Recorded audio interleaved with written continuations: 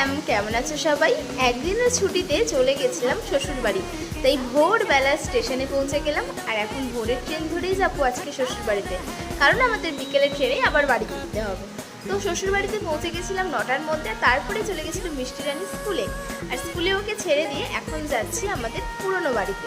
আর এত বর্ষায় দেখো চারিদিকে মাঠ ঘাট রাস্তা সব ডুবে গেছে, আর আমাদের পুরনো বাড়িতে যেতে দেখো এক হাঁটুর ওপরে জল। আর এখানে এসে দেখি ছোট কাকি রান্না করছে, আর এর পাশেই হলো আমার পুরনো শ্বশুর বাড়ি। এখানে এখন কেউ থাকে না, আর গাছে দেখলাম একটা শশাও হয়েছে। আর এখানে তারপর আমরা দুজনে বসে বসে লুডো খেলছিলাম। আর তোমাদেরকে বলাই হয়নি, আমার ছোট কাকা শ্বশুর ছিল এতদিন বাইরে, তো বাইরে থেকে কিন্তু আমাদের জন্য এনেছে চকলেট, আর আমার জন্য এনেছে সুন্দর একটা ব্যাগ। আর ও পুকুরে স্নান করতে নেমে দেখলো গাছে অনেকগুলো নোড় হয়েছে। তোমরা কারা কারা নোড় খেতে ভালোবাসো? আর এটা আমাদের পুকুরের বড় একটা তেলাপিয়া মাছ। তো এবার যেতে হবে বাড়ি। দেখো তোমরা কতটা জল, দেখা হবে তোমাদের সাথে পরের ভিডিওতে।